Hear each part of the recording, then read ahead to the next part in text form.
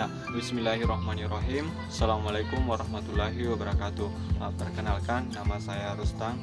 Saya kuliah di Universitas Negeri Makassar, Fakultas Ilmu Pendidikan, jurusan Pendidikan Guru Sekolah Dasar. Nah, pada kesempatan kali ini saya akan mereview buku yang berjudul Seni Berbicara Kepada Siapa Saja, Kapan Saja, dan di Mana Saja. Nah, Larry King di dalam buku ini membagikan tips-tips dalam public speaking. Nah, yang pertama, kapan sih seni berbicara ini kita butuhkan? Nah, mungkin kita pernah duduk berseberangan dengan seseorang di ruang tunggu yang duduk berjam-jam, tetapi kita tidak pernah berbicara dengannya.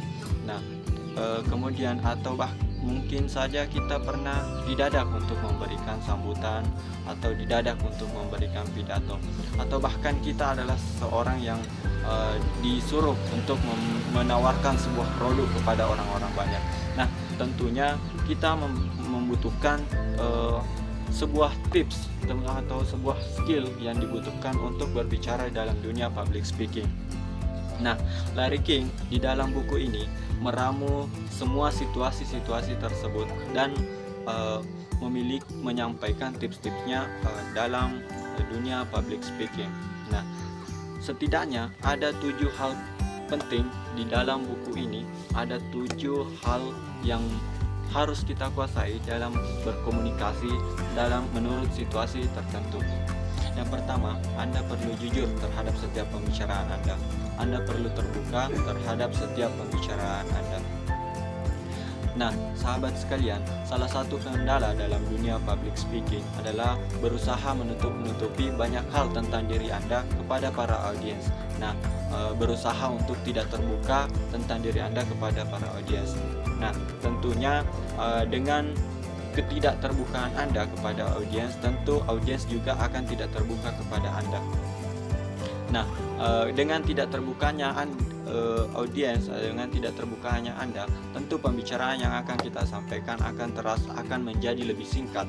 Nah, dengan menjadi lebih singkat, tentu apa yang akan kita sampaikan menjadi tidak efektif dan tidak jelas kepada para audiens. Larry King di dalam buku ini memberikan sebuah contoh bahwa ketika ia dalam situasi berpidato atau menyampaikan talk show dalam sebuah acara, dan dia merasakan gugup atau cemas yang luar biasa. Nah, justru dengan berkata jujur atau dengan mengungkapkan apa yang dia rasakan, seperti bahwa saya cemas, saya gugup, itu malah mampu menghilangkan rasa cemas dan gugupnya. Nah, yang kedua dalam buku ini yaitu antusias. Antusias kita dapat tunjukkan dengan bahasa tubuh kita. Nah, bagaimana kita semangat dalam menyampaikan apa yang akan kita sampaikan, atau bahkan bagaimana kita menguasai materi yang akan kita sampaikan sehingga kita merasa lebih semangat. Nah, yang ketiga yaitu kita harus mendengarkan. Ya, salah satu juga kendala dalam dunia public speaking, kita tidak pernah mendengarkan apa yang diinginkan oleh audiens, sehingga kita hanya berbicara satu arah, tidak memberikan apa yang diinginkan oleh para audiens. Yang keempat, sahabat sekalian, adalah bahasa tubuh. Nah, ternyata dalam dunia public speaking atau dunia komunikasi, 82% yang diperhatikan oleh para audiens adalah bahasa tubuh kita. 20% hanya untuk power kita. Nah, yang mana sih yang termasuk bahasa tubuh? Di dalam buku ini yang disampaikan adalah ada beberapa poin terkait tentang bahasa tubuh. Yang pertama itu adalah kontak mata.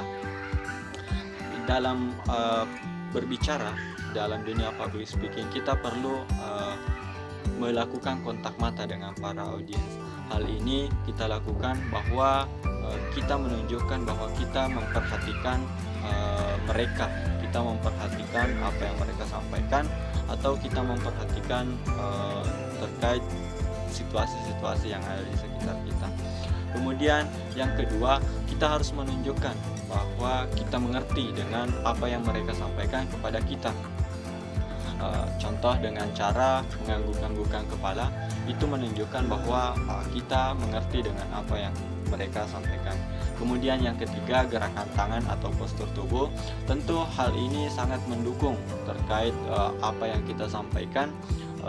Itu sangat didukung oleh gerakan-gerakan tangan, sehingga membuat kita merasa menguasai apa materi yang akan kita sampaikan. Kemudian yang keempat adalah senyuman. Nah, kenapa senyuman ini diperlukan? Karena dengan tersenyum akan membuat situasi dalam dunia komunikasi, membuat kita akan semakin akrab dengan mereka. Nah, yang kelima, sahabat sekalian, dalam buku ini, yang kelima yaitu kita harus menyampaikan komunikasi dengan bahasa yang mudah dimengerti. Nah, banyak orang di luar sana yang pandai berkomunikasi tetapi memiliki bahasa yang tinggi sehingga sulit dimengerti oleh para audiens.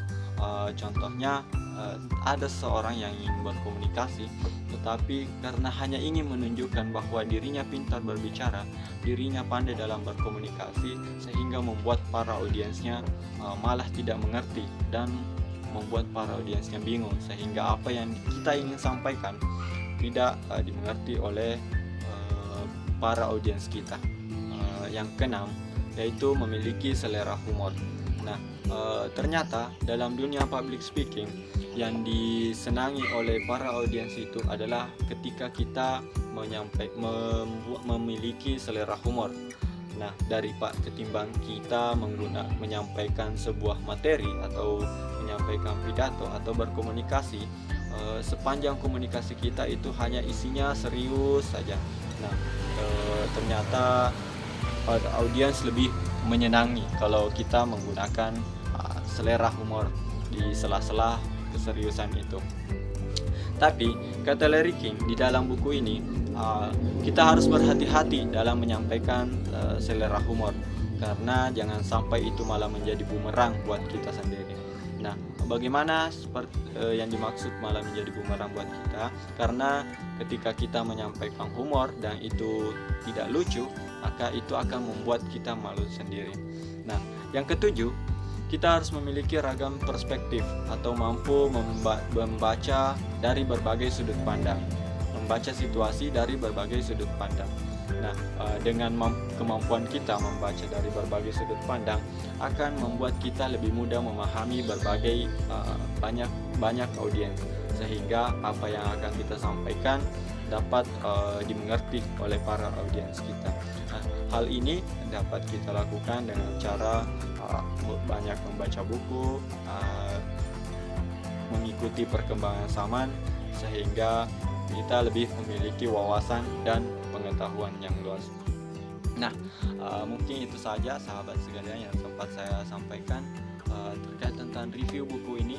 Semoga bermanfaat buat teman-teman. Lebih dan kurangnya mohon dimaafkan. Assalamualaikum warahmatullahi wabarakatuh.